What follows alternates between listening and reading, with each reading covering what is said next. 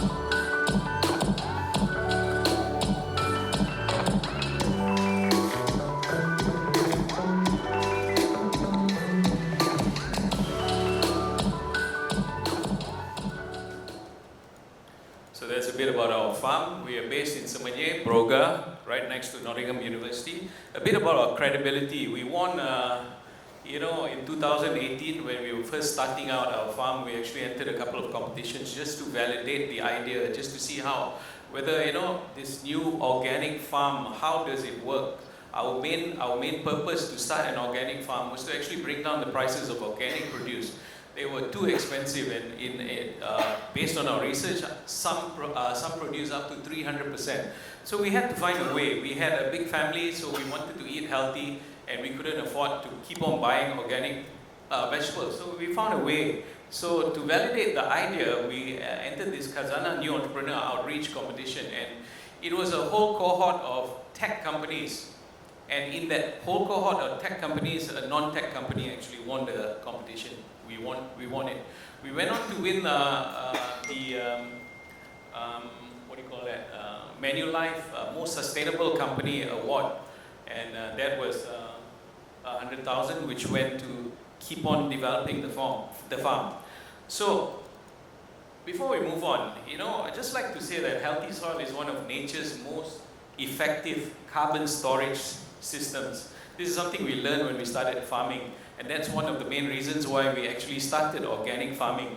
Every time we increase soil organic matter, we're not just growing healthy crops, we're helping to move carbon from the atmosphere to the ground while building more resilient farms and communities. This is a picture of our farm. What do we do on the farm? Let me explain in detail. We have a component where we grow vegetables on organic compost. We grow it in raised beds, so we can actually manage the beds more effectively. We use our own homemade compost. We truck in tons of vermicompost from a friend from a friend's farm. We use a lot of topsoil from the developments around our area. We go and buy the topsoil from developments because, you know, it'll just go to waste if we don't do that. So we bring in topsoil, we have our own organic compost, and we actually grow a multitude of vegetables. You know, it's a very biodiverse place, this farm. We have about 50 different vegetables which we grow on the farm, and from local vegetables right up to high value vegetables like kale as well and beetroot. So apart from the soil-based farm, we also have quite a big aquaponics setup. And I'm not sure if all of you know about aquaponics. Aquaponics is a very sustainable way of farming, and you know, we use fish in tanks, and the fish water is actually pumped throughout the system. So the fish water is full of ammonia, and natural occurring bacteria in the environment actually converts the ammonia into nitrates, which is taken up by the plants, and you know, it gives nutrients to the plants. We get fish and we get plants in one system as well. So we have also developed vertical aquaponics. Let me show you a video on that as well.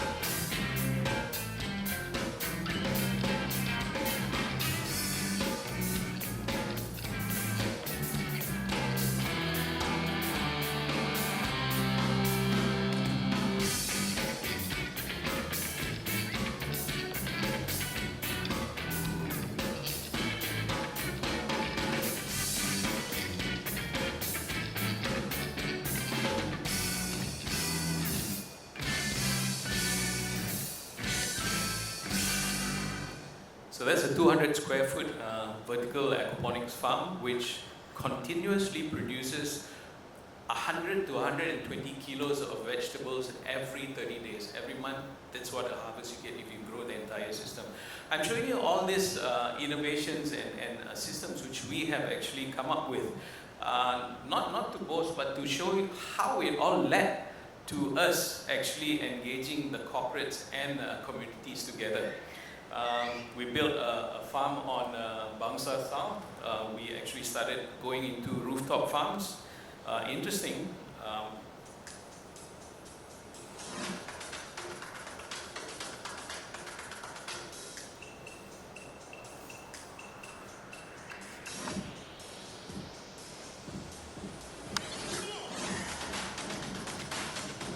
This is right in the heart of Kuala Lumpur, Bangsa.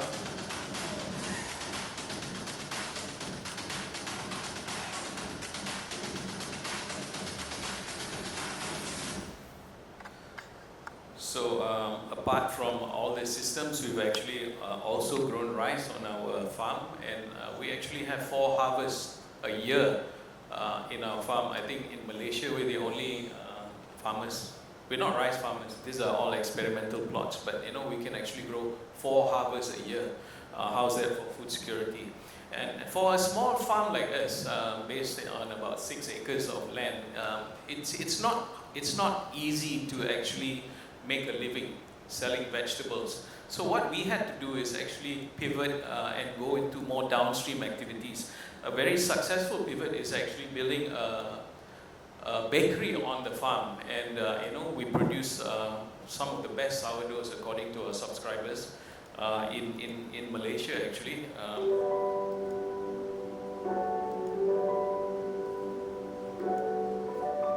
So these are some of the breads and sourdoughs, and it's actually run by my co-founder, who's the amazing baker behind this. We produce up to about 200-250 loaves a week, and that goes into our subscription model for our. We run a subscription model with our customers, so they subscribe to vegetables every week. So you know, we've done all these innovations, and we've done you know, a lot of stuff, but how do we then engage the community? That was a question we were asking after a couple of years. So the next phase was very interesting. We started reaching out to primary schools, And you know who actually came in? All the international primary schools. They started booking tours and visits to the farm. They learn about vegetables, they learn what kind of vegetables grow in Malaysia, they learn about soil health, they learn about, you know, how we spread compost over our raised beds, how to grow. We even taught them how to make, you know, healthy food. They made their own food. We talked about, you know, the smells, the biodiversity, the different vegetables we have on the farm. And, you know, these guys loved it. So we thought we were there, but at the back of my mind, we actually felt that we hadn't really engaged the local community. What happened to the local public schools? So we set up on doing this experiment, which actually was a YouTube and a TikTok channel, teaching Malaysians how to farm and how to do it easily at home. And this is all done in Malay, and it exploded. You know, I think in 3 months we got about 47,000 people following us and comments. And guess what? The public schools started coming. So the public schools started writing to us. You know why? When we talk to the public schools, we say, hey, the headmaster saw your video. We want to come and visit you. We want to come and learn organic farming from you. And I said, you know, I was talking to my co-founder, I was thinking, wow, this is amazing. You know, we can actually now touch more Malaysians by doing this. And actually we did. You know, they came, they actually learned how to farm organically, because most of them have plots in schools. And their schools are not small, their schools are big. And they have enough land to actually start farming. Yeah, in a smaller scale, but you know, start farms.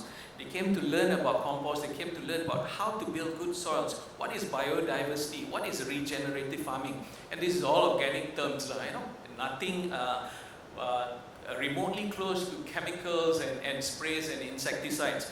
And you know what, they actually wanted to learn how to design farms. So we taught them how to design farms in their spaces, in their schools, in their compounds.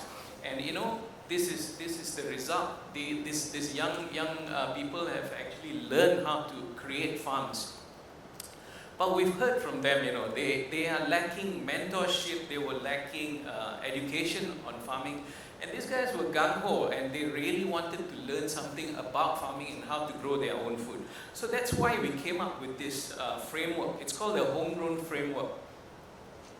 This is something we stumbled upon. So, you know, we hear, what problems are we solving? Are we solving the right problems? How do we organize the right partners for some of the schools? How do we mobilize it? You know, how do we engage people meaningfully? And what do we educate? How will this project educate the students especially, and the teachers? How does it grow? Who will own this after we leave? How does it regenerate and, you know, benefit nature and climate? How do we optimize this? You know, we have to optimize systems so it works perfectly. How do we widen? How do we scale this small little project into, you know, a wider scale? And how do we nurture and make sure it lasts for you know, a couple of years, at least 5 years? So that's what we came up with. And BSN was our first pilot.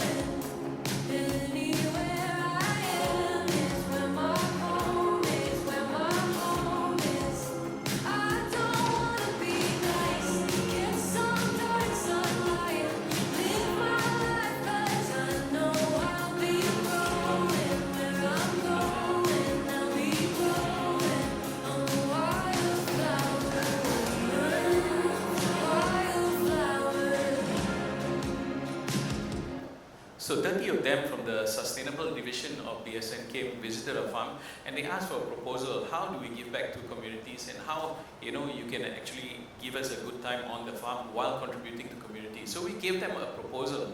They came, they ate, they actually learned how to bake bread. They went back home with a loaf of bread each. But more importantly, they actually started growing seeds and seedlings to donate to our partner school from Manjung. There was a school from Manjung. The headmasters saw our videos online and said, hey, we need to organize a trip to these guys, a one-day trip. They came in a bus, 40 of them with teachers. They came, they sat down, they had a whole day of learning how to grow, and they went back to start growing. And so these seedlings, which BSN grew for these guys, we actually transported to Manjung, and this is the video.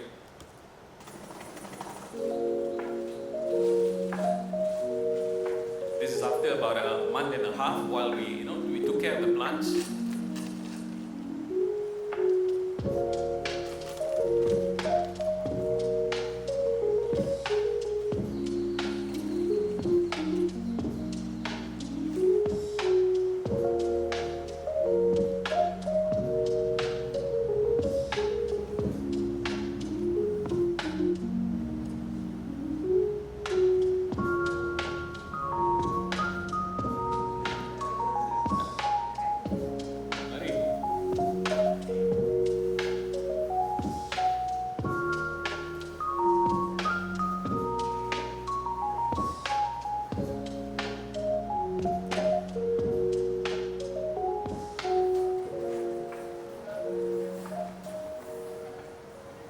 Terima kasih kepada pihak BSN.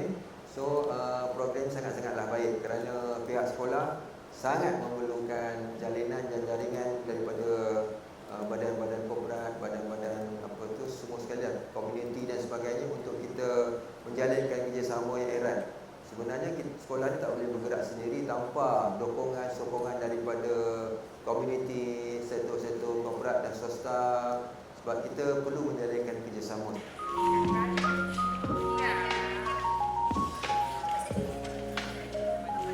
Apart from growing the seeds and the seedlings, they also wrote messages for the students. Hi, Muhammad Fahim. We're delighted to support you, your club and school in this planting initiative. I hope your plants grow big and healthy. Here's a tip from a non-farmer whom only had about farming. Haha. Always talk about beautiful things to your plants. Smallest action can make big difference. Have fun and happy planting. So this was a success, I would say. It really helped them, and this school is also visionary. All the plants we gave them, about 250 different kinds of plants.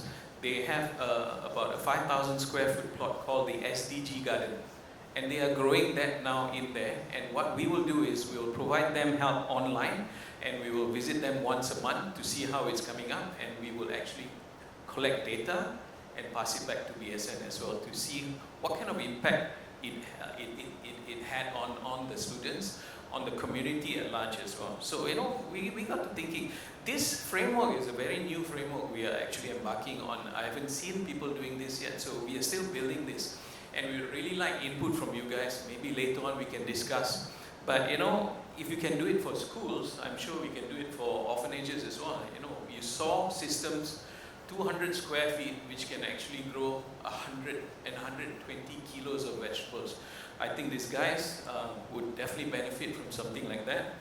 We also talk about senior citizens, how to engage senior citizens. And, farming is a great way to actually help them with their, mental and their physical.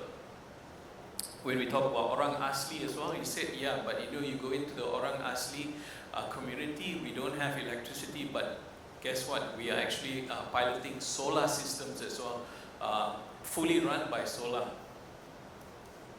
And you have PPR. What's happening in the PPR? You give them accommodation, but who's giving them the food? So to me, I think it works well if the PPR actually get into this kind of activity as well. So in Malaysia, there's actually very little data published on carbon sequestration and especially on small organic farms. I couldn't find the data, but internationally it states that well-managed organic and regenerative vegetable systems are estimated to sequester roughly around 1 to 3 tons of CO2 a year. So I put that in context with schools. Let me show you this chart here. So there are about 10,200, roughly 10,200 schools in Malaysia. So if we were to pilot 100 schools, you will get about 1 to 2.8 tons of carbon sequestered a year, just based on 100 schools. If you do regionally, and we actually engage at 1,000 schools, you'll have about 9 to 28 tons of carbon sequestered. But now just imagine if you roll out nationwide, you know, and you make it into a national rollout. You are going to actually start sequestering 93 to 279 tons. And that is not a small figure, you know, that's actually quite substantial. And you know, you're talking about 60 cars taken off the road, or you're talking about 4,000 to 13,000 trees, mature trees worth of annual CO2 uptake. So that's interesting. But you have to understand that carbon is not the program's main value here to me. I feel that, you know, it's actually education for the students. It improves the soil health and biodiversity. It reduces food miles, you know, you grow locally. Climate and food system education for thousands of students. Healthy eating habits, because, you know, you definitely want to eat what you grow. And a generation actually equipped with practical climate action skills. So to me, that is very important. So that is pretty much the second last slide of what I had to share today. But you know, today I want to give you guys an opportunity, if you want to take it, to actually help this school.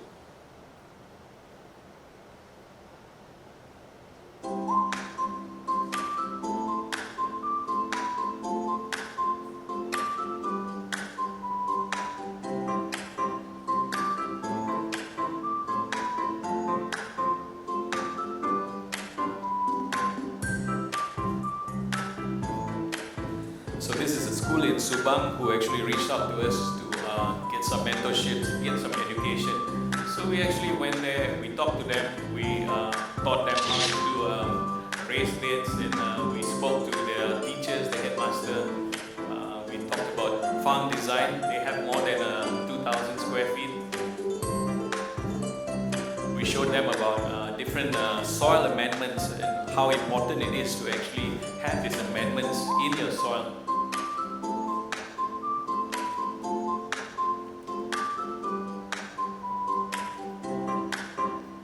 This was just a few weeks ago, and you know, we just asked them that, hey, we'll be here at the climate governance.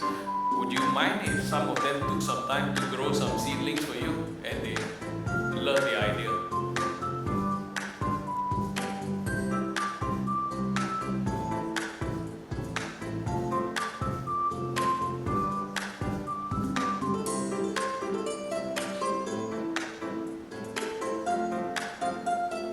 So that's basically it. So, you know, I have Brazilian spinach here, which grows into a big bush for each and every one of you to actually help to grow for the school.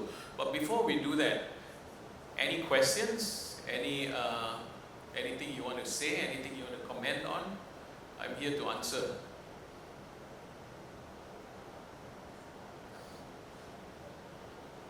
Yeah. Thank God. Okay.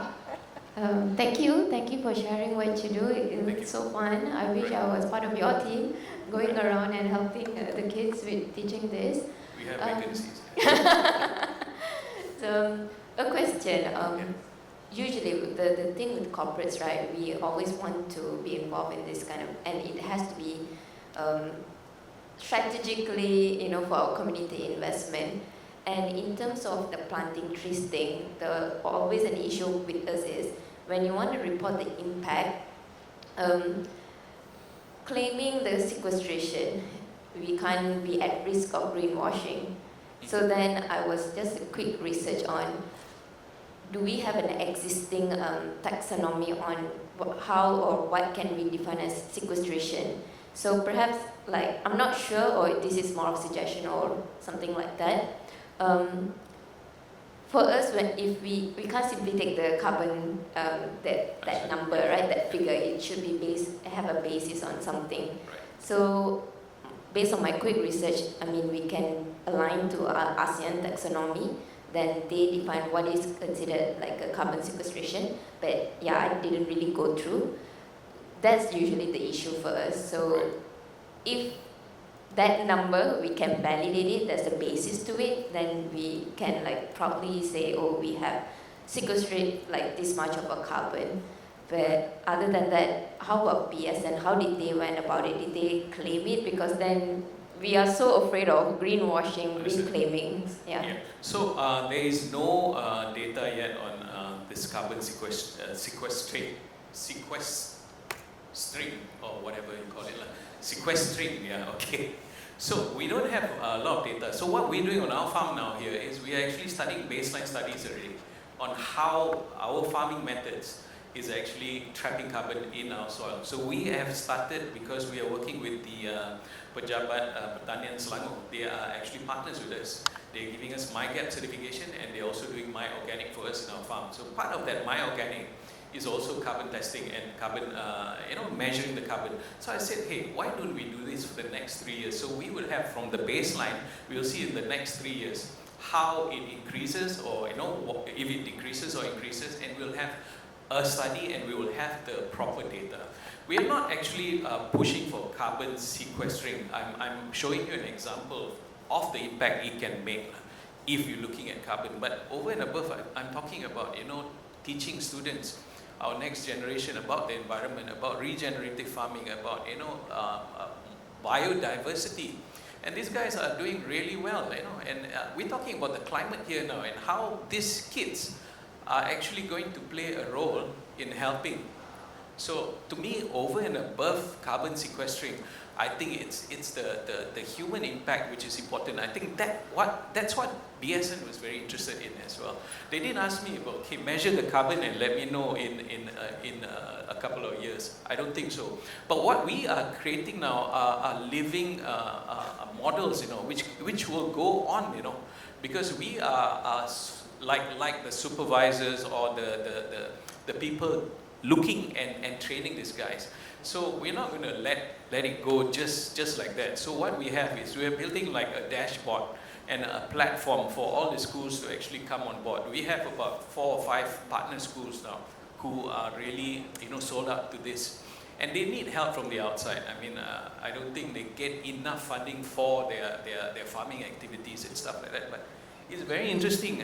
We are on, as I say, we are just embarking on this, and I see there's a huge potential, not just in farming. Maybe one day creating a platform with content just for schools to access and to learn.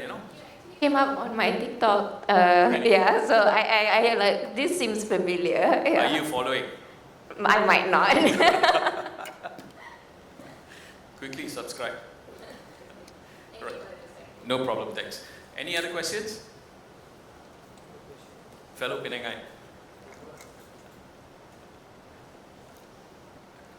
Good afternoon. I was only able to catch the last bit because I was preoccupied at another session.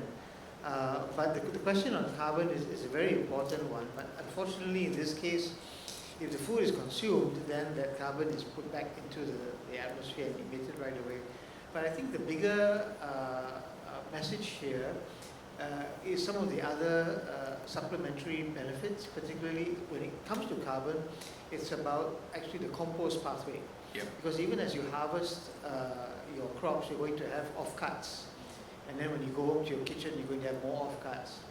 And all of that organic waste, currently, there's no mandate at all in Malaysia to keep that out of a landfill. It's when organic material goes into a landfill that it actually generates not carbon but methane, which is 21 times as bad.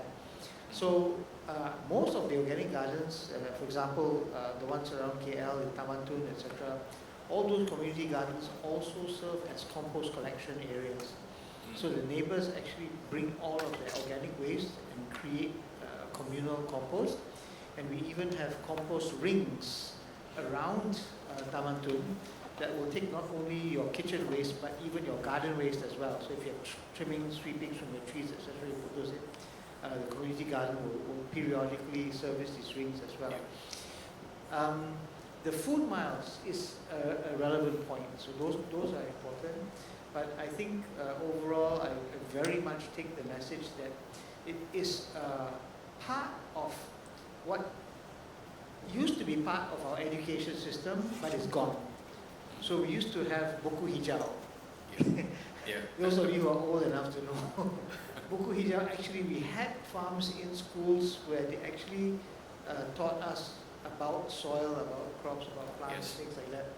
And then we got our hands dirty, and it was a lot of fun.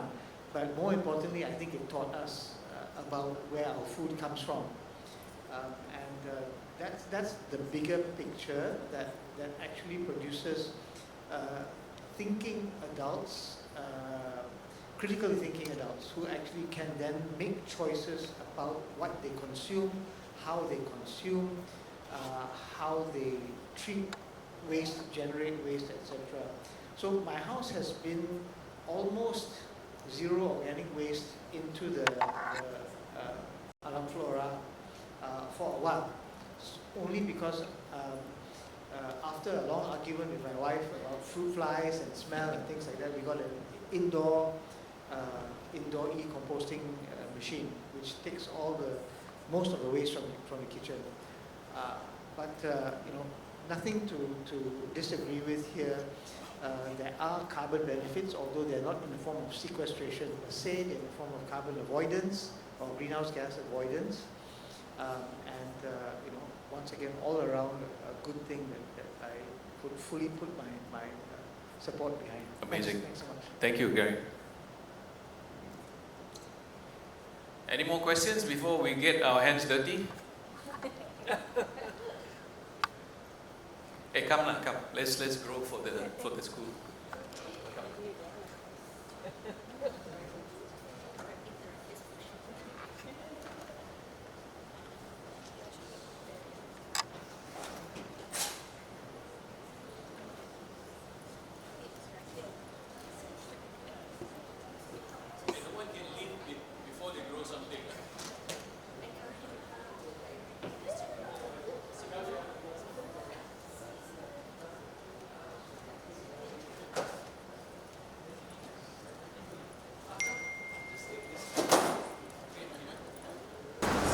This plant? Yes. It's Brazilian spinach. Brazilian spinach. Yes. It's one of the most hardiest plants No, actually. it's fine, don't worry. And it keeps on growing, and you just cut the leaves and you eat, and it keeps on growing.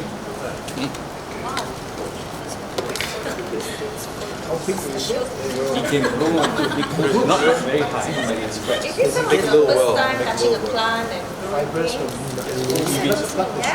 yeah, the plant is on my plate. Thank you.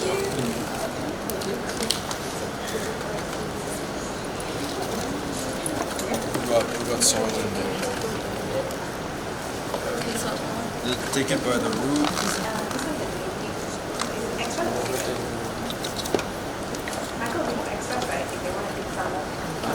What is the earth made of? The earth? This, I think this is just potting mix. Potting mix. Yeah, potting mix. It's Yeah, there you go. peat with termite. Even it out a little bit, and out a little bit. Roots. Yep. We'll just use your fingers. There you go. There you go. A little bit. You gotta make it a little well, and then inside. Good job. Wow. Of course. No, but you can. You can, of course. Okay. Come everybody, one picture for the here. Just go over there. Come. Okay, everybody just come up. Okay. Step forward. Okay. Step forward. Okay, face it. Step forward. Okay. You can stand side a bit. Thank you.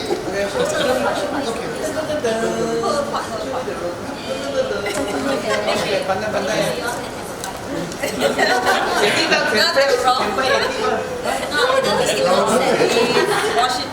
Okay, everybody just look here. Okay, face here. Okay, left hand hold the bowl. Right hand give me right. Yeah. Okay, pandai. Okay. Video. Say hello. Hey, pandai. Okay, thank you. Love the energy. Okay, guys, we have a lot more to do.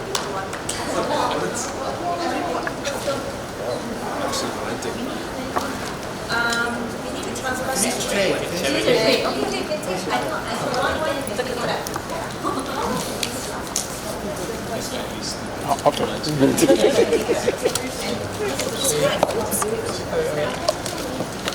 Alright, come on, lads. Gonna need the ushers to help out a I just bit. want you guys to do something.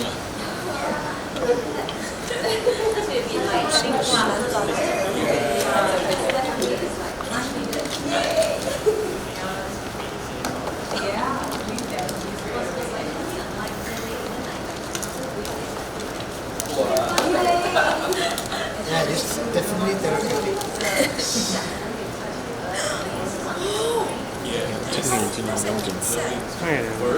Fun of what?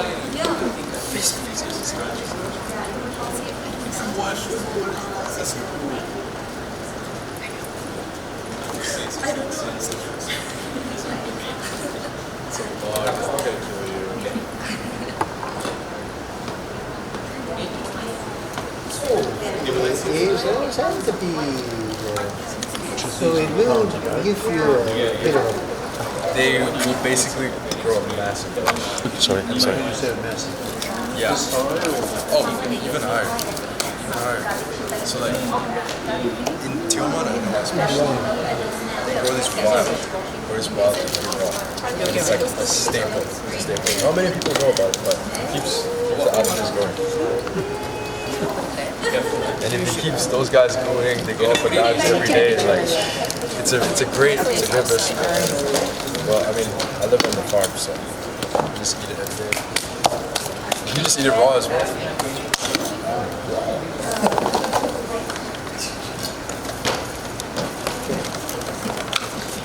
So don't mess with the centipedes. They are venomous. What did you find? Safely in the other box. They control other pests. So no such thing as bad bugs. Just give them a few leaves. You should see the worms we get in the compost. Lemon butterflies that come and eat my lime. Oh, right. Yeah. Give them a few leaves. So do we get to take these home? Yeah, you can take a plant home. But this, we're planting this for the school. We're planning for school. Right, right. Who hasn't had a chance to plant it? Three? Yeah. Planting a lot.